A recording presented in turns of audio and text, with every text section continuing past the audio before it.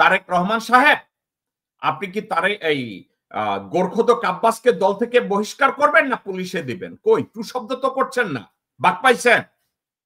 তারেক রহমান কথায় কথা লন্ডনে বসে বলে, কেউ যদি বিএনপির নামে চাঁদাবাজি করে তাদেরকে আপনারা পুলিশে ধরায় দেন। কে বলছে? তারেক রহমান। এখন আপনাদেরকে আমি বলি, তারেক রহমান এবং বিএনপি বলছে কেউ চাঁদাবাজি করলে পুলিশে ধরায় দিয়ে। আচ্ছা, এবার আপনাদেরকে আমি বলি, ঢাকায় আরামবাগে একটা স্পোর্টিং ক্লাব আছে, ক্লাবটার নাম আজাদ স্পোর্টিং ক্লাব। আপনারা দেখছেন, কয়েকদিন আগে এই আজাদ স্পোর্টিং ক্লাবে জোর করে সেপ্টেম্বরের 3 তারিখে গোরখোদক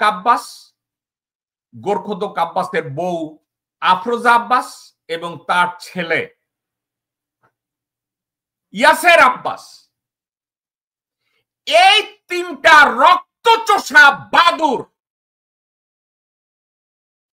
এই কুত্তার বাচ্চারা এই আজাদ স্পোর্টিং ক্লাবে গিয়ে দখল নিয়েছে।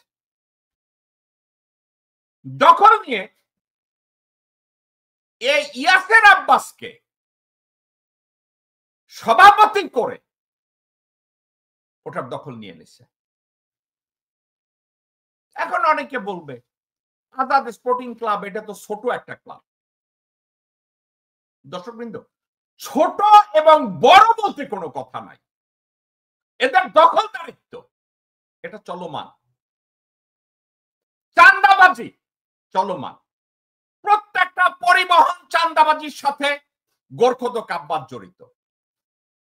প্রত্যেকটা টেন্ডারবাজি, চাঁদাবাজি, খুন, জখম গোরখোদক আব্বাস জড়িত। এবং বিএনপির ভিতরে বিএনপি মহিলা দলের নামে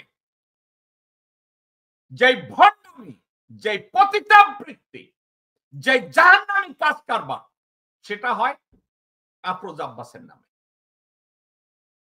আফরোজা আব্বাস পাস অথবা লেখাপড়া না জানা, পাতা মোটা বুক বড় এই ধরনের মহিলাদের সে পদায়ন করে। এই আফরোজা আব্বাস লেখাপড়া না জানা, পাছা মোটা বুক বড় এসব বেটিদের পদ দিয়া তাদেরকে আব্দুল আউয়াল মিন্টুর কাছে পাঠায়, তাদেরকে সালাউদ্দিনের কাছে পাঠায়, তাদেরকে মোহাম্মদ সালামের কাছে পাঠায়া তারা দলের ভিতরে নিজেদেরকে রিলেভেন্ট করে তারা ক্ষমতাটাকে আঁকড়ে ধরে রাখে।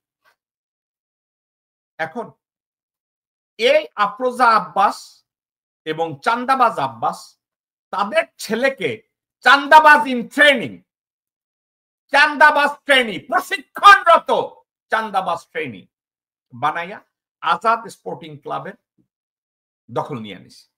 তো দখল নিবে না কেন? দখল না নেয়ার কি কোনো কারণ আছে? আমি কথাটা কেন বললাম জানেন? দেখেন, বিএনপির আর এক নেতা, এই নেতা সন্তোষ শর্মার সাথে, সন্তোষ শর্মা কত স্মার্ট আপনারা দেখছেন।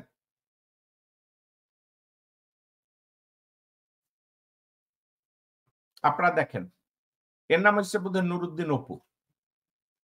এই নুরুদ্দিন অপু দেখেন বাপাশে, তারেক রহমানের বউ যেদিন ঢাকায় আসছে, খেয়াল আছে? এই দেখেন তারেক রহমানের বউয়ের সামনে কত বড় সার্ভিস দিতেছে, দেখছেন নুরুদ্দিন অপু। আমার মাউসটা আমি নিচ্ছি, এই নুরুদ্দিন অপু। এখন এই নুরুদ্দিন অপু কালবেলা পত্রিকার দখল নিছে। দখল নিতে হয় না, সন্তোষ শর্মা তো চালাক।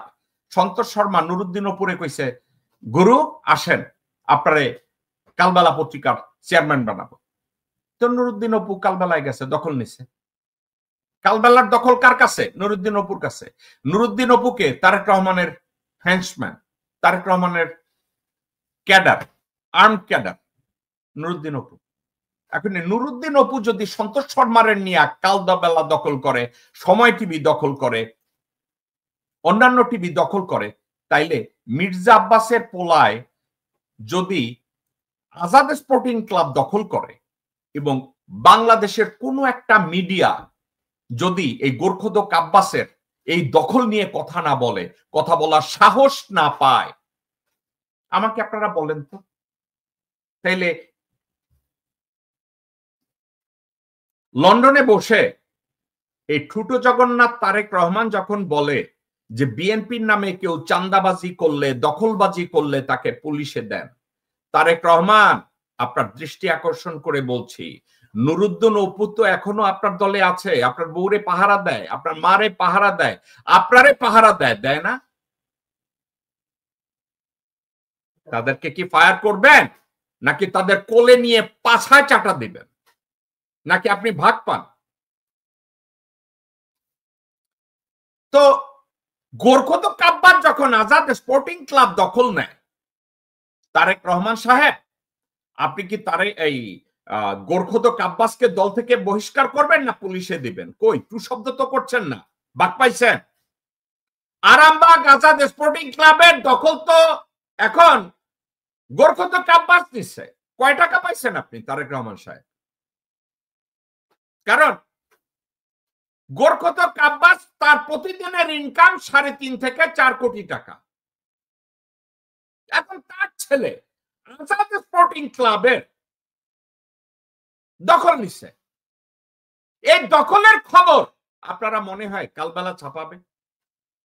আপনাদের মনে হয় এই খবর প্রথম আলো ছাপাবে? আপনাদের মনে হয় এই খবর বাংলাদেশের মিডিয়া ছাপাবে? কার ঘরে কয়টা মাথা আছে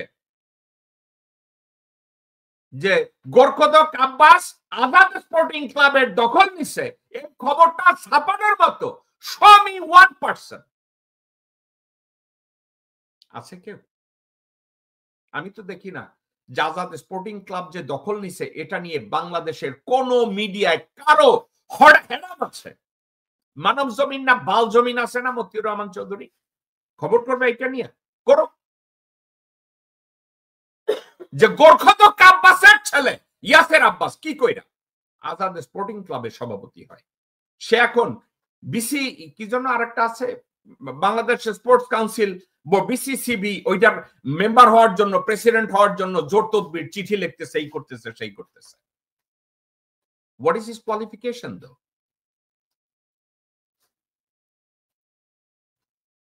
এটা নিয়ে মিডিয়ায় কারো কোনো টু শব্দ নাই। অথচ এই মিডিয়ার লোকজনরা এসে বলবে হাসিনার আমলে মিডিয়া ভালো ছিল।